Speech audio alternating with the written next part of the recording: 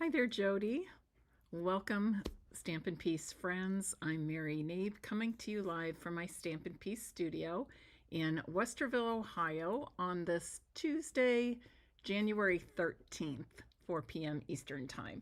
So thank you for joining me today, and if you're watching on the replay, thank you to you as well. Um, I've got a great fun fold to share you today. I've made something similar in the past, but not just like this. And I was inspired by this card I received from my friend. Oops, let me close it up. Last month for my birthday. And look how clever this is. So it's just a really cool fun fold. Looks complicated, but I'm going to make it easy for you. And a shout out to Marilyn Durbin, who is a Stampin' Up! Demonstrator that sent this to me. And her card is the inspiration for the card I'm showing you today. I have made some changes, but mainly fewer layers.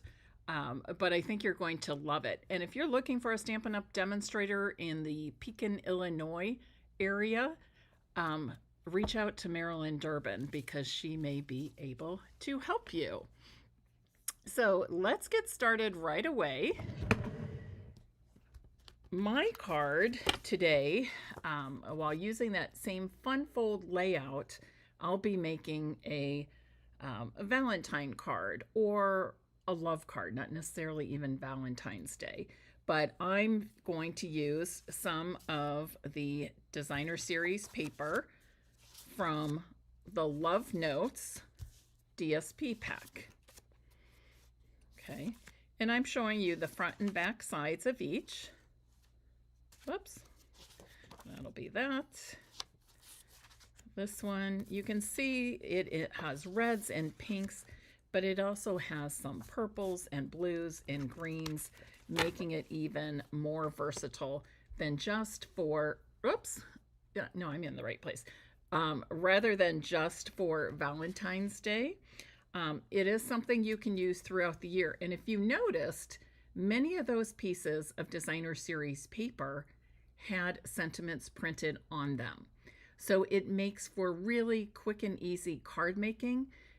It would be great to introduce beginner crafters to. Perhaps you have a friend or family member who wants to make some cards. And stamping may be a little bit intimidating.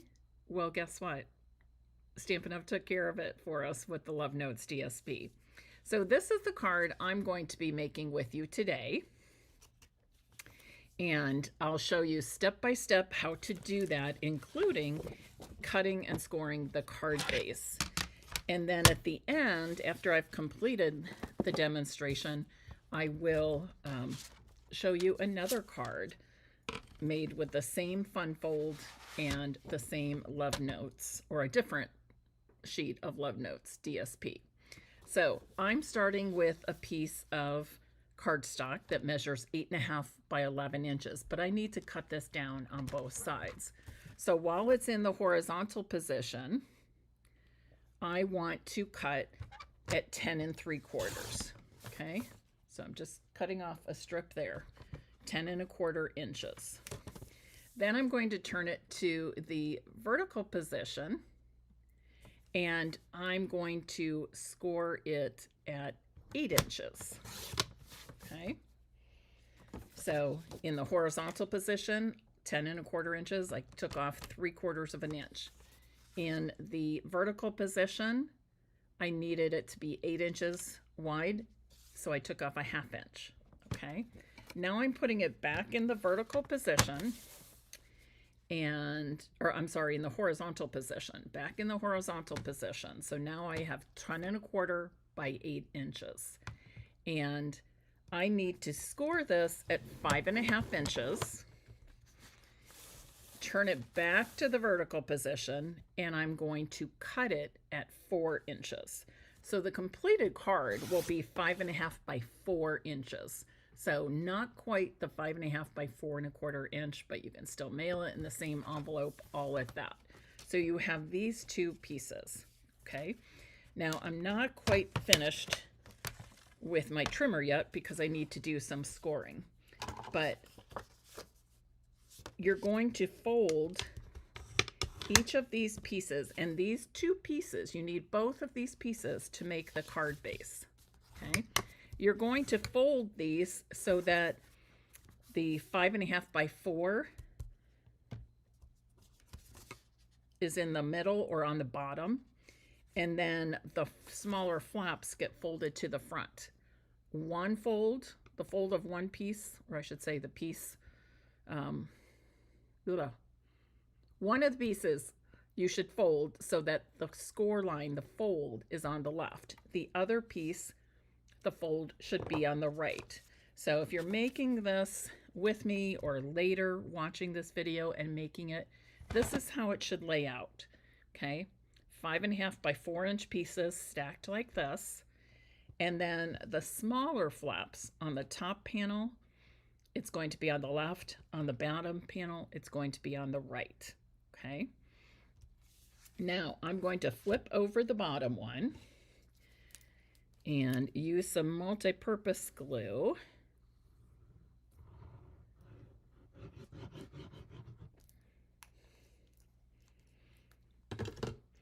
And then flip it back, and I'm going to adhere this 5.5 by 4 inch panel to the other 5.5 by 4 inch panel. And you want to push this so it's all the way to the fold on the inside. Doesn't go past it, but it's all the way to that fold. Okay. Then run your fingers along the top and bottom, tap it on your desktop or craft surface, and make sure those top and bottom edges line up as well. Okay.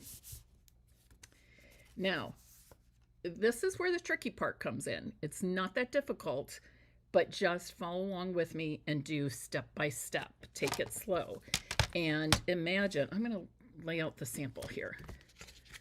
Imagine when you're doing this, okay, the direction of the diagonal lines. That's what's most important, the direction of those diagonal lines.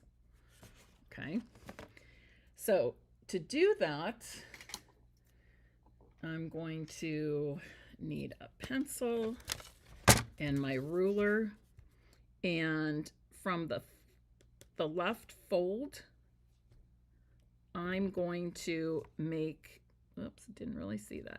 I'm going to make a little mark at 3/4 of an inch to the left of the fold.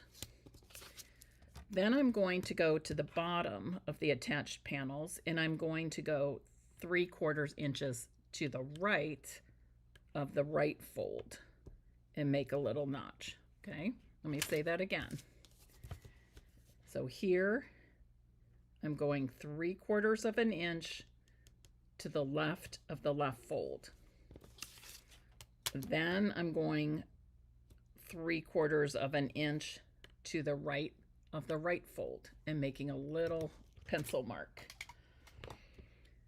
Now again, keeping in mind the direction of my diagonal folds, I want to make a diagonal fold from this dot to the opposite corner.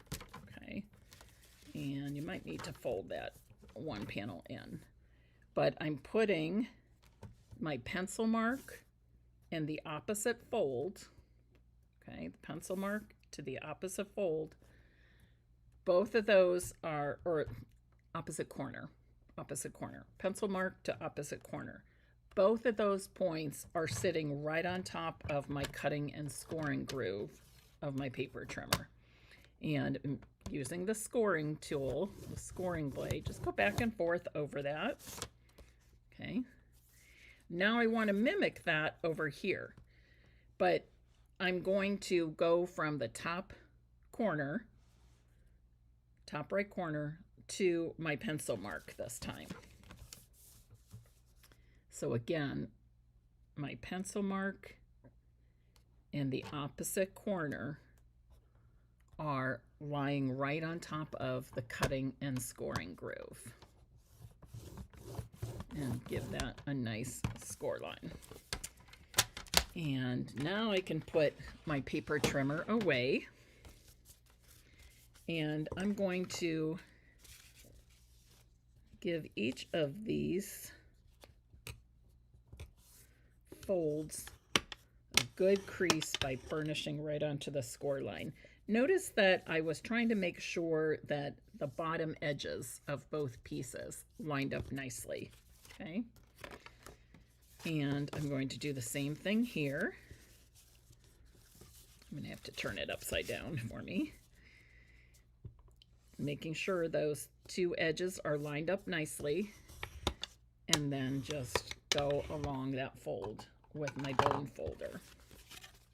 So this is, I guess it doesn't really matter. At this point, it doesn't really matter which goes which, okay? I just know this is where I started because that's where the edge of the top panel meets. But it really doesn't matter at that point. You may want to use a pencil eraser and get rid of those little pencil marks you made. Now I'm going to adhere basic white to the middle. Keep in mind that this finished card is 5.5 by 4 inches, not our usual 5.5 by 4 1/4. So therefore, my basic white has a little bit different measurement as well. And it measures 5 1/4 by 3 3/4 inches. And when I post all of this to my blog, stampinpeace.com, I will have all of the dimensions listed for you. So now you can see how that card comes together. And there is a little gap here. I'm not going to worry about that. It's really okay. That mainly comes from, how do I say, it's just a little bit of difference, because if we would push this top panel up over that fold, it's going to make things bulkier to fold, and I don't want to do that. But trust me, in the end, it's going to work out beautifully. Now I'm going to take this piece of Designer Series paper from the Love Notes DSP pack, and I want to cut a 4 by 4 square from this. Okay, and I want it to be all this part, so I'm just going to work from that side and make it 4 inches by 4 inches. And once again, I'm going to do a diagonal cut. Now refer back to your card base when you're making this. Now I want this, the diagonal cut of this DSP, to mimic the diagonal folds here, okay? I want them to mimic the diagonal folds of the closed card. Before, we were mimicking a diagonal fold while the card base was open. This time you want it to be closed and mimic this diagonal line. So you're going from upper left to bottom right, okay? Upper left to bottom right. So I need those 2 points, those 2 corners, to be laying right on top of my cutting groove. And when I'm cutting corners, I like to place my blade right on top of the DSP instead of coming at it this way. Donna, you're asking about the measurements of the final card. It's just the way it works out with all the additional measurements so that you get that diagonal fold in the middle, okay? If you'd go 4 by 1/4, and trust me, I've tried. In fact, my trials are laying on the floor right here. We were getting into 1/8 and it just got to be a little much, so I thought I'm going to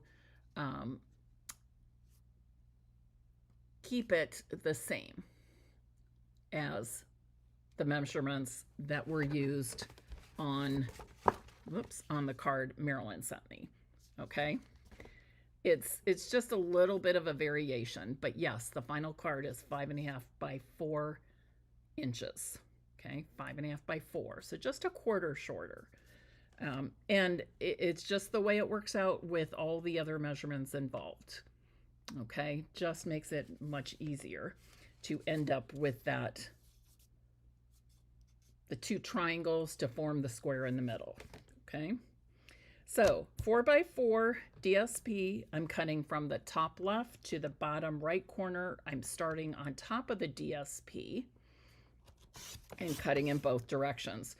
Starting my cut on top of the DSP ensures that I'm not going to tear or crinkle the corners by starting off the paper and going towards those corners, okay? Still get nice clean cuts. And while I have my paper trimmer out, I'm going to cut out this 3x3 square, also from the Love Notes Designer Series paper pack, okay?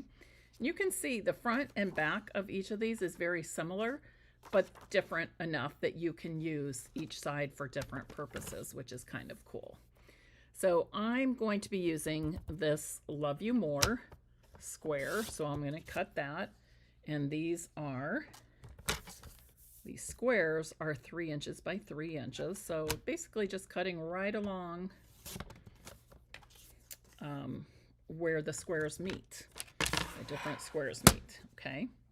So I have that. I also pre-cut a 3 1/4 inch real red square that I'll be using to finish my card. So now I want to take each of these two triangles and adhere them to the card front on top of those folded panels, those folded triangles. And to do that, I'm going to use my multi-purpose glue.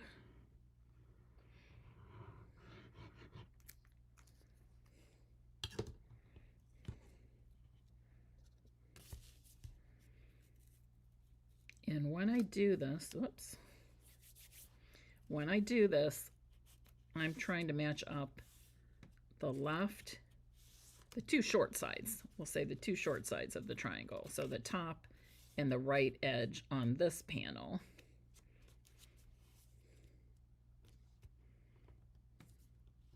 And again, if you have that little gap in the center, it's not a big deal because on the next step, most of that will be covered anyways. And then I'm going to adhere the bottom triangle, matching up the left and the bottom edges to the cardstock panel.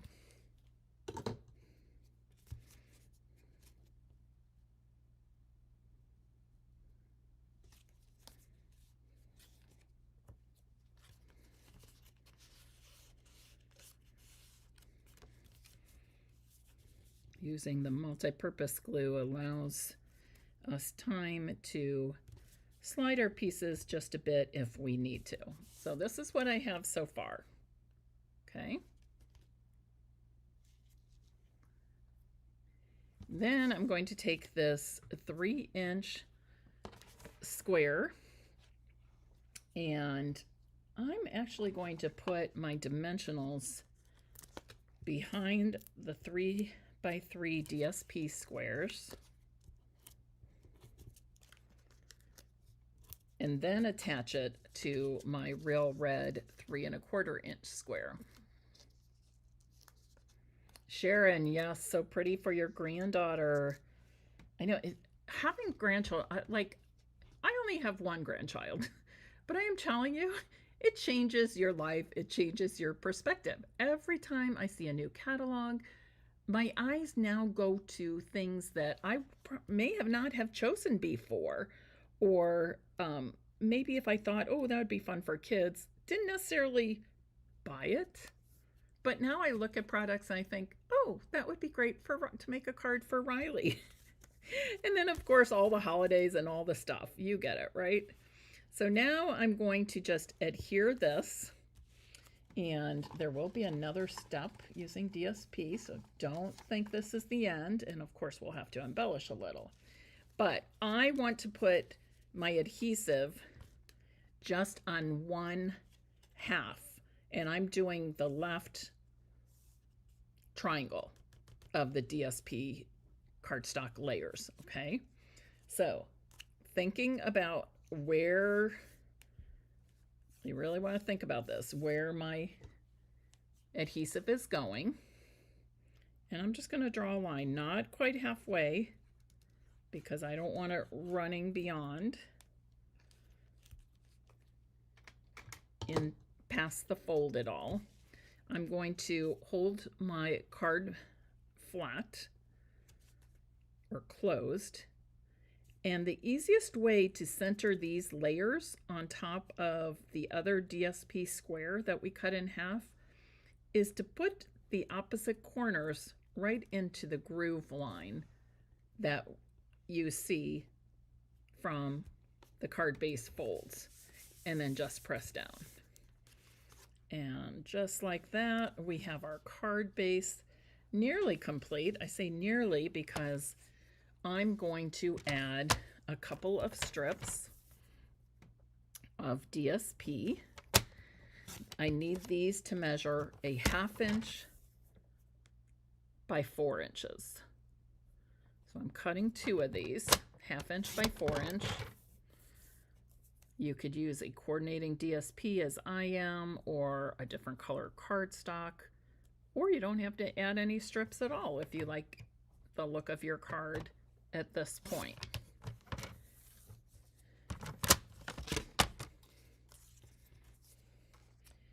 And I think it's going to be easiest for me to adhere these strips with a little bit of multi-purpose glue.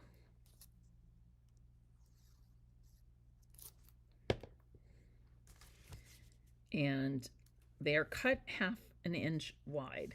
So you can push them all the way to the fold, you can push them towards the triangle, or you can center them in that open 3/4 inch space that we've created from our card base.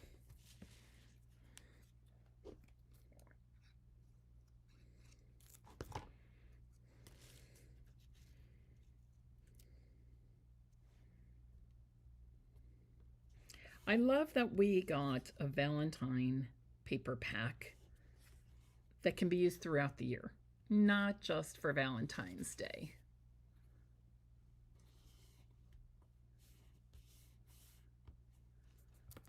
Oh, those explosion boxes, pop boxes, those are lots of fun to make. I haven't made one of those in years. Like, I've lived in this house 7.5 years, and I know the last time I made one was before I moved here. That's a good idea. I'll have to put one together and demonstrate that, because those are lots of fun to make. So there's my card. I'm just going to finish it off with some embellishments. And I think I'll use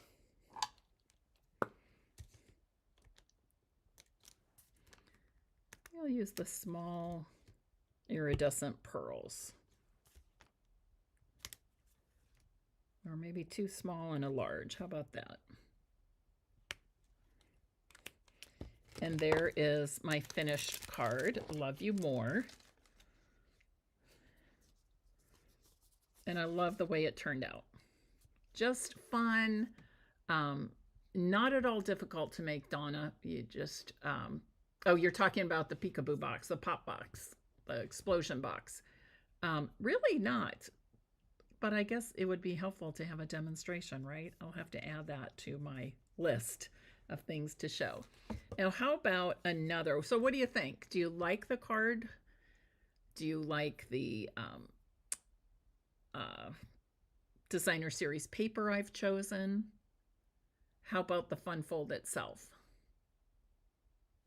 Okay.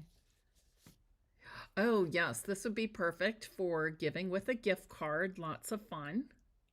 And you know, you can even put a pocket in here just by adding a little bit of DSP or cardstock and inserting your gift card that way. Now here's a completely different looking card. Be Mine, Valentine's Day, or it could just be love in general. But I've used 2 different pieces of designer series paper from the Love Notes pack, this polka dot and the random hearts, that is front and back of the same paper, just so you know. Do you notice a difference here between my first and my second? On the second card, I made these strips 3/4 inch wide instead of a 1/2 inch wide. Okay, so it completely covers that portion of my gorgeous grape card base. Okay, otherwise it's pretty much the same. Easy peasy, but two different looks, just choosing different designer series papers. Oh, Tony, yes, it's time to cut that paper, isn't it? Okay, I have to take my glasses off so I can scroll back and see any comments I may have missed. Oh, Sharon, the pop boxes. Okay, that's different than the explosion boxes I'm thinking of. I'll have to look that up. It's got the rubber band and does stuff fly out of it like confetti or dollar bills or lottery tickets. That sounds cool. I'll have to take a look at that. Okay, back to this card. I want to see if there were any questions I missed.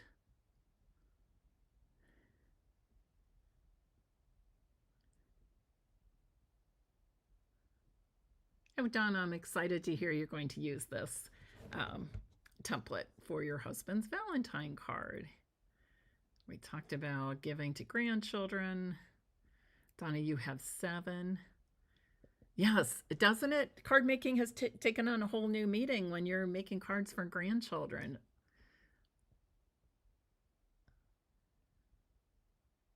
Oh, very cool. I'm excited to see that pop box. I got to look that up. I'm going to try to look that up this weekend. Riley would love it. I bet she would.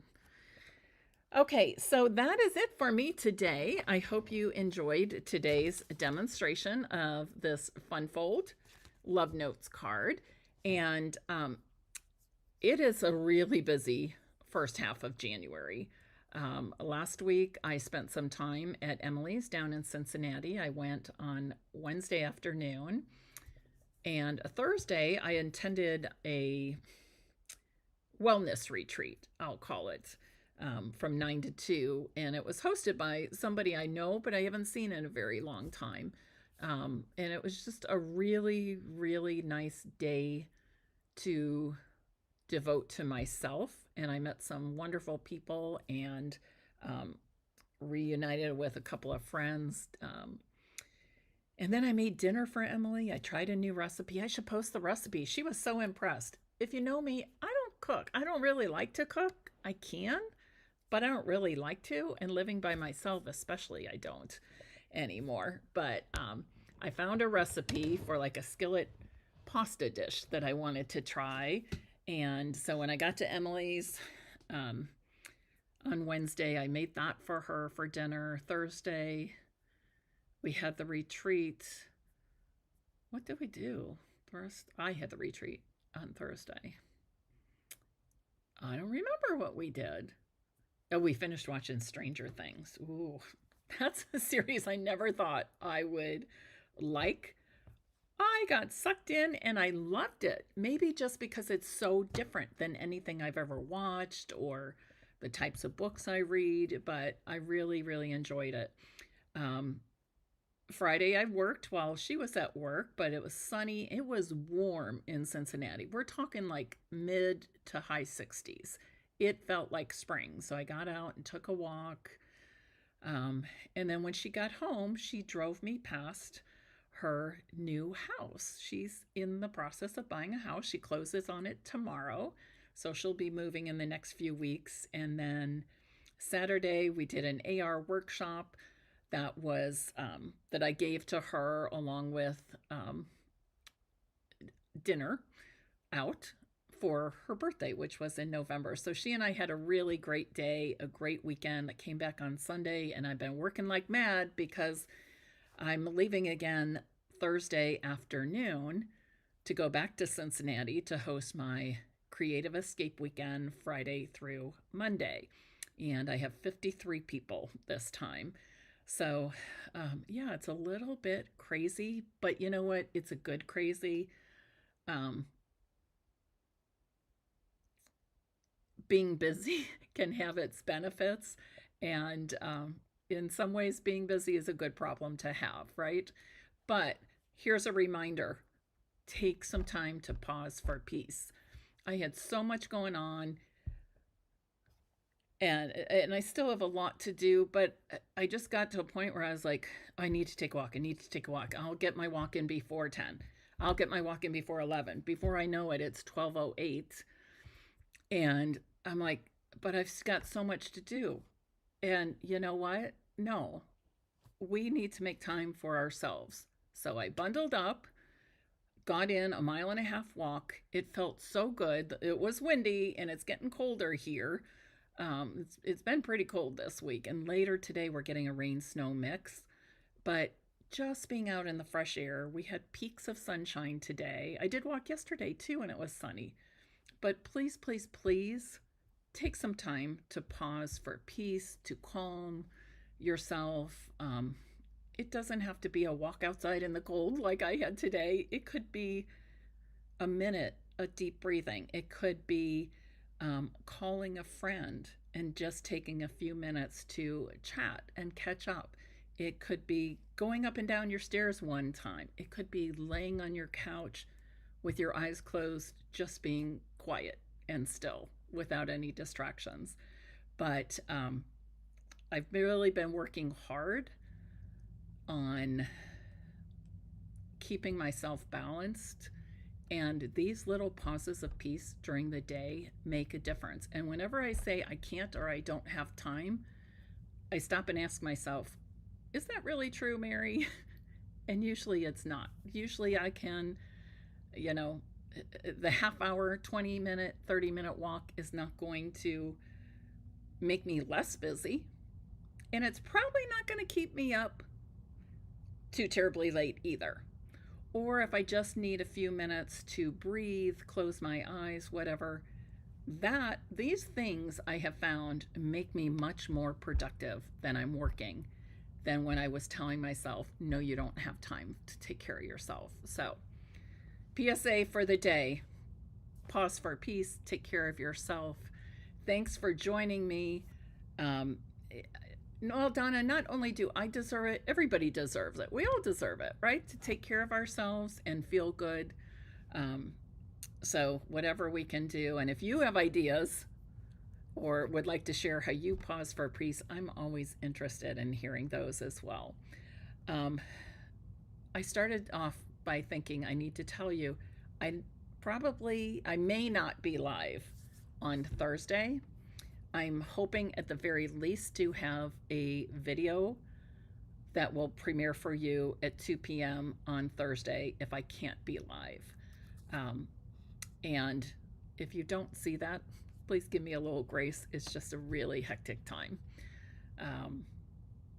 And then things will slow down a little bit. But anyways, and one more thing, very, very, very important.